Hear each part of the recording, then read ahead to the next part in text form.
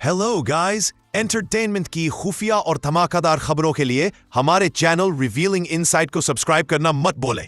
आज की न्यूज में दिमागी सेहत की हालत उम्र, जिनसा हैसियत से कत नजर किसी को भी मुतासिर कर सकती है। मशहूर शख्सियात के लिए ये आम नहीं है कि वो इस बात की तस्दीक के लिए बाहर आते हैं कि वो जहनी सेहत के मसाइल से लड़ रहे हैं या लड़ रहे हैं। बदकिस्मती से जहनी सेहत की हालत अब भी बहुत से अफ्रीकी मुआशरों में बदनामी का बाइस बनती है, और यही एक बड़ी वजह है जिसकी वजह से बहुत से लोग खामोशी से शिकार हुए। नाइजीरिया में मशहूर शख्सियात की दुनिया ने लोगों को बदनामी की परवाह किए बगैर अपनी जहनी सेहत की हालत को अवामी तौर पर तस्लीम किया है। डिक्वर ई गिब्सन, इकानडे मल्टी ब्रांड एम्बेसडर और अवार्ड याफ्ता अदाकारा, ने एक पॉडकास्ट विद पर कहा कि इसकी जंग इस वक्त शुरू हुई जब उसकी पहली बेटी की पैदाइश के बाद मामूली पेचीदगियों के बाद इसकी जिंदगी में एक उदास हालत ने जन्म लिया। मेरे हमल का दौरानिया हमवार रहा और मैं बेहतर देखभाल के लिए रियासत में भी चली गई।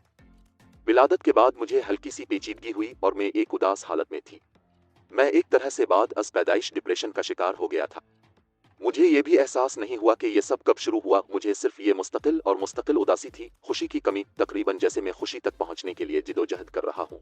फिर कभी कभी मैं बहुत पागल हो जाता हूँ, जैसे बहुत खुश फिर बहुत उदास। उसने वजाहत की। डाकोर को बाद में एहसास होगा कि इसने अपनी तख्लीकी सलाहियतों को नजरअंदाज कर दिया था, जिसकी वजह से काम से दूर रहने के 4 साल के दौरान इन्हितात का सामना करना शुरू हो गया था। इसके बाद इसने एक मुआलिज से मदद तलब की जिसने इसे शिफायाबी के अमल के जरिए देखा।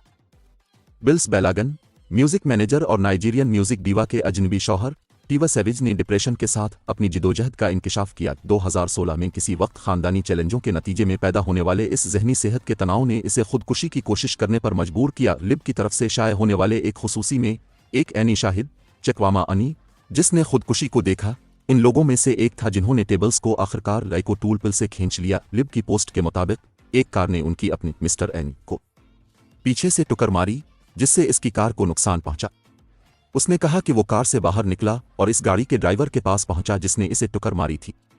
इसे नहीं मालूम था कि वो शख्स कौन है, ये टेबल्स था, लेकिन इसने कहा कि इसने इसे अपनी गाड़ी से टकराने पर धुतकार दिया और इस आदमी को बाहर आने और उसकी गाड़ी के नुकसान का अंदाजा लगाने को कहा। आदमी ने इसकी तरफ देखा और इसे जाने को कहा कि वो वहां किसी वजह से आया था, कि वो खुदकुशी करने का मंसूबा बना रहा था। और चकवामा अनी इसके बारे में बाद में सुनेंगे। टेबल्स वाकई अब इस अफसुर्दगी से बाहर है जिसने इसे आज तारीख बना दिया होगा।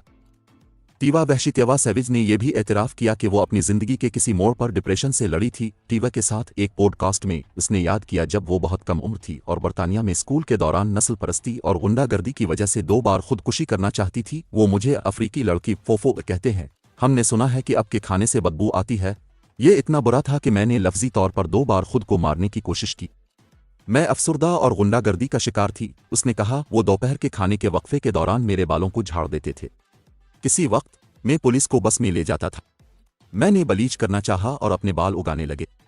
ये वाकई बहुत खौफनाक था। यह भी बताया गया कि गुलकारा ने टेबल्स के साथ अपने इस दिवाजी बहरान के दौरान अफसुर्दगी के हलकों का तजुर्बा किया।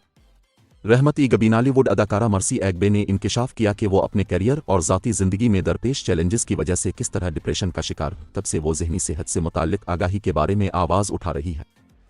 हैरी सोंग, नाइजीरियन गुलकार हैरी सोंग ने भी 2018 में डिप्रेशन में अपना हिस्सा डाला है, जिससे ये इंकिशाफ हुआ है कि इसने भी किसी वक्त खुदकुशी का सोचा था। इंटरव्यू में उन्होंने इंकिशाफ किया कि उनकी जिदोजहद एक संगीन कार हादसे में मुलव्वस होने और टूटे हुए रिश्ते का तजुर्बा करने के बाद शुरू हुई। तकलीफ दे वाक़यात ने इसकी जहनी तंदुरुस्ती को नुकसान पहुंचाया, जिससे वो एक तारीक और तन्हा जगह पर चला गया। मौसीकी की सनत में अपनी कामयाबी के बावजूद हैरी सोंग उन दबाव और तवक्कुआत के बारे में वाज़े रहे जो शोहरत के साथ आते हैं। इस के बाद से वो दिमागी सेहत से मुतल्लिक आगाही के हामी है।